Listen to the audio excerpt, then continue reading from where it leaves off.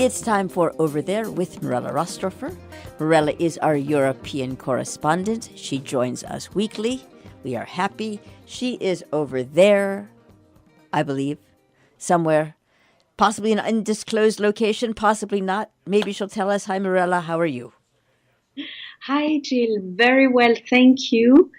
Yes, from Switzerland, some news about Austria. I don't know how much you have followed what happened in Austria. Very followed, me, but you know everybody else probably not so much because this Yes, is the sort of thing it's that. just an amazing story. So I thought it would be a good idea to share it today. So basically, let's just tell the story from the beginning. All of a sudden, we got news from Austria saying that the Freedom Party leader Heinz Christian Strache, who was also vice chancellor, was forced to resign. Why? Because over the weekend, a video was released where he is seen in a very special setting, in having a meeting in Ibiza in a very luxurious house with a friend of his, also from the same party, and a very attractive young blonde lady who supposedly is the niece of a Russian oligarch. This is at least how she introduced herself. The fact is that the house was well prepared with cameras and microphones, and the entire conversation was filmed and taped. What was the conversation about? Of course, that was the very curious thing. It was about this young Russian saying that she would be ready to buy one of the main stakes in one of the main newspaper in Austria in order to basically help the next election and make sure that the Freedom Party gets an advantage. On that level, then Mr. Strache was saying that that would be a very good idea. That obviously, if she would do such a thing, she would also get rewarded for that. For example, with some public contracts. And he was apparently very excited about the perspective. It was also a conversation that was very respectful towards other people. It was kind of homophobic, sexist. He had really bad things to say about many well-known people. And they were drinking and smoking and apparently having a good time. All of this was then sent to two newspapers in Germany called Der Spiegel and the Süddeutsche Zeitung. What's interesting, though, is that this videotape has been made in 2017. And has been released only now. So that, of course, now is the source of all sorts of speculation about the videotape, why now, and, of course, who did it. This is something that where many names have been dropped, but there is absolutely at the moment no name to put on this videotape. This has put, of course, the entire Austrian government in a complete turmoil. It was a coalition. We spoke about this previously, Jill. It was a very difficult coalition to begin with because Mr. Kurz, who is the actual chancellor, is the head of the center-right party, but is not an far right extremist. And though he made that very difficult coalition in order to have a majority. Now, he, of course, is trying to put himself completely out of the equation by saying that he had problems with that party many times before, even though he didn't talk about it publicly. But basically, enough is enough, and he cannot accept such a behavior. And he wanted Mr. Strache to get out of his government, which he did the day after the release of the video. This was not enough for the chancellor.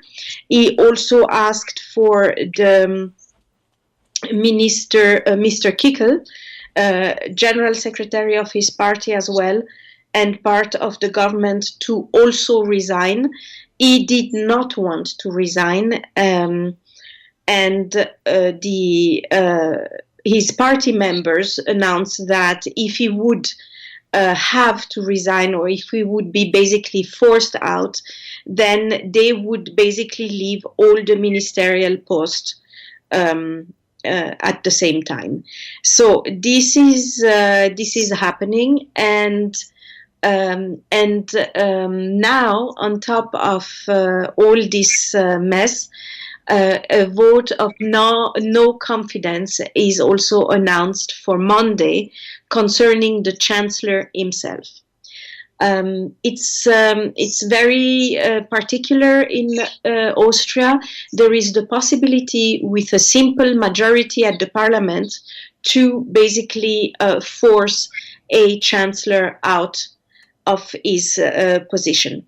So is that going to happen? Nobody knows really, because everybody is very upset. The party that had a coalition is, of course, very upset with him because he didn't stand by any of those men. His own party are also upset, probably because they don't want to be associated with this other party at this point. And of course, all the opposition's party are opposed to him, because that's basically their job. So now the question will be to see if he stays or leaves. If he leaves, it's going to be a situation that is even more difficult for Austria by not having anybody leading the country for a certain period of time. He is very liked still, Mr. Kurz, but as we know, politics and being liked or disliked by the public is not exactly the same thing. What I wanted to say to this incredible story is how surprising the behavior of such men can look like, with going to a villa with a supposedly young, beautiful oligarch niece from some Russian, not taking any information beforehand. If they would have done so, they would have probably noticed that the villa they went to was actually an Airbnb villa. They would have probably found out that her name is not to be found anywhere because everything was constructed. None of this has been done, and one of their excuse is to say, "Oh, we were drinking so much, and it was like words without real meaning. It's called a honey trap. I'm sorry. I just have to. It is. But how can that work? The naivete is staggering. So either, and I'm sorry, this is my, everyone knows I've got a cracked mind. So I will say that in front. But it is either being portrayed one way. It's like, oh gosh, this was just incredibly stupid. But in fact, it was very well constructed and set up because nobody is that foolish. It's a question of how did this, you are onto the right question. How did this really happen? And I'm just going to throw in okay, this is what is being said. And because it is so unutterably silly, your mind sort of goes, well, was everybody really that naive? Or were there hidden forces at work, let's just say? And so who is behind this? Because they are the question, the answer is probably yes to both of the question. They were naive because it seems like today it is still a thing to just send a beautiful girl and make certain politicians lose their mind, which is really amazing that still works. Yeah, that this still works is a mystery, but it's possible. And the second thing, of course, is that it was a targeted political action, because let's not forget the European Parliament elections are taking place between the 23rd and the 26th of May. And the far right is said to have to be expecting more seats than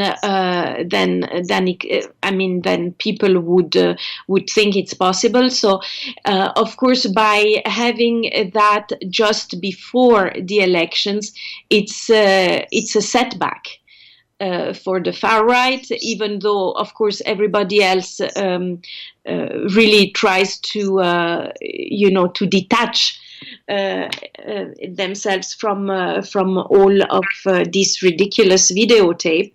But still, it's a hit, and it's not a coincidence that it has been released now. When are the elections? The elections are between the 23rd and the 26th of May. Okay. The question still remains. Apparently, this video was taken before the elections in Austria. And of course, one of the legitimate question would be, why now? Why now, and why not then to damage the party and make sure that they are not part of the government. So, as you can see, Jill, there are still many open questions, and it's not as logical as one would think initially. Thank you very much, Mirella Rastorfer. Over there. My pleasure.